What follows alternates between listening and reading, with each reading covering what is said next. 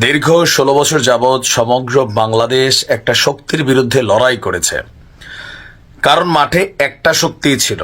আর তথ্য প্রযুক্তির এই যুগে আপনি মুখ দিয়া কি বলতেছেন, দলের পক্ষে কি সাফাই গেতেছেন, ডাজন্ট ম্যাটার। মানুষের হাতে থাকা সেলফোন, ক্ষুদ্র ভিডিও, ছবি, এগুলা অনেক কিছুই প্রকাশ করে দেয়, যেটা আপনার জন্য বিপদের কারণ হতে পারে। ছাত্রলীগের চ্যাপ্টার তো ক্লোজ। ছাত্র শিবির গোপনে রাজনীতি করছে, গুপ্ত রাজনীতি, এটা বাস্তব। আর বাকি রইল ছাত্রদল। ছাত্রলীগের অনুপস্থিতিতে হাসান আব্দুল্লাহ বলছিল যে ভাই, এত বছর আপনারা কইছিলেন একটা ব্যানার ধরার জন্য ৬ জন লোক থাকতো, এটাও ছিল না, এখন পিছনে কাদেরকে দেখছেন। তো ছাত্রলীগের পরিণতি আপনাদের হবে। এখন কুয়েটে আসলে গতকালকে কতটা নৃশংস ঘটনা ঘটেছে, উস্কানি যেই দলই দেখ, যেভাবেই দেখ, ঘটনা কিন্তু ঘটছে। মানুষ কি দেখে? আপনি দেখেন জুলাই অভ্যুত্থানে মানুষের মধ্যে কোন জিনিসগুলো ভাইব করছে জানেন? পুলিশ কিভাবে গুলি করছে, ছাত্রলীগ কিভাবে রামদালয়ে দৌড়াইছে, এই ফুটেজগুলা রাতারাতি মানুষকে ঘুম থেকে জাগায় ফেলছিল। আর এখন সারা বাংলাদেশে যে চিত্র আছে, এর মাঝখানে গতকালকে কুয়েটে যা ঘটছে, এইটা নিয়ে একটা মহা পরিকল্পনা করেছে বৈষম্য বিরোধী ছাত্ররা।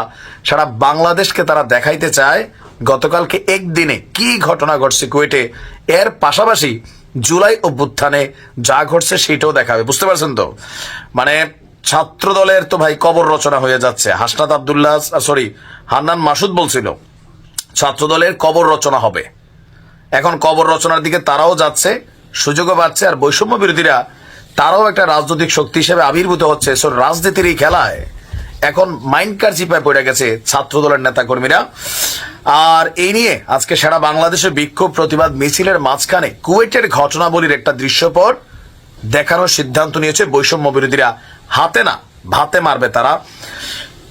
কুয়েটে যে গতকালকে ছাত্র দলের হামলার ভিডিও আজকে দেশের প্রতিটি ক্যাম্পাসে প্রদর্শন করার সিদ্ধান্ত নিয়েছে বৈষম্য বিরোধী ছাত্ররা। এছাড়া একই দিনে ঢাকা বিশ্ববিদ্যালয়ের টিএসসিতে জুলাই হত্যার যে ভিডিও, সেটাও প্রদর্শন করা হবে। মানে মানুষের মেমোরিকে আবার জায়গায় তোলা হবে যে দেখো কারা ছিল আর এখন কারা আছে, আমরা কারা। বৈষম্য বিরোধী ছাত্ররা সব জায়গায় রাজনীতি যেটা করতেছে, তারা কিন্তু খালি হাতে করতেছে, মুখ দিয়া, মাঠের শক্তি প্রদর্শনে।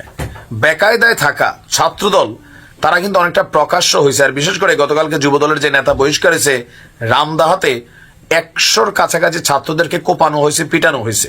সেই ভিডিওগুলো আজকে প্রকাশিত হতে যাচ্ছে।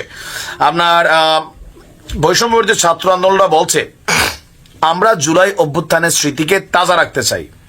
আমরা চাই না জনগণ এটাকে ভুলা যাক অথবা নব্য ফেসিবাদের উত্থান ঘটুক। তাই আমরা সারা দেশে জুলাই অভ্যুত্থানের ভিডিওর সাথে কুয়েটের যে রিসেন্ট ঘটনা, এইটাকেও মানুষের কাছে আমরা পৌঁছায় দিতে চাই।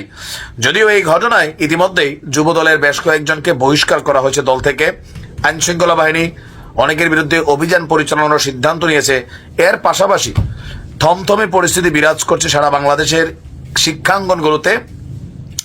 অনেক জায়গায় ছাত্রদল, ছাত্র বৈষম্য বিরোধী তারা কিন্তু মুখোমুখি অবস্থানে আছে। আর এই টোটাল ঘটনার পিছনে শিবিরকে গুপ্ত সংগঠন হিসেবে দায়ী করা হচ্ছে, যে শিবিরের একটা টিম প্রকাশ্যে, আরেকটা টিম গোপনে। এই গোপন টিমটা ছাত্রদেরকে উস্কাইয়া মব জাস্টিস অথবা মবের ঘটনাগুলোর দিকে ধাবিত করে। আপনারা দেখছেন গতকালকে থেকে শিবির বলছে ভাই আমরা গুপ্ত সংগঠন না, আমাদের সবাই প্রকাশ্যে।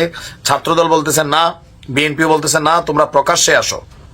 সব মিলিয়ে আওয়ামী লীগ যেই পথে গেছে, বিএনপিকে আসলে সেই পথে যাবে নাকি নতুন কোনো লড়াই বাঁধবে, নাকি আবার আপোষ হবে? তবে রাজনীতির খেলায় অনেকটা বেকায়দায় পড়ে যাচ্ছে ছাত্রদল। ছাত্র শিবির এবং বৈষম্য বিরোধীরা আসলে কি এক টিম নাকি দুইটা টিম, এটা বুঝতে বুঝতে বাংলাদেশের আর অনেক সময় লাগবে। দেখা যাক কোন দিকে যায়। ভালো থাকুন।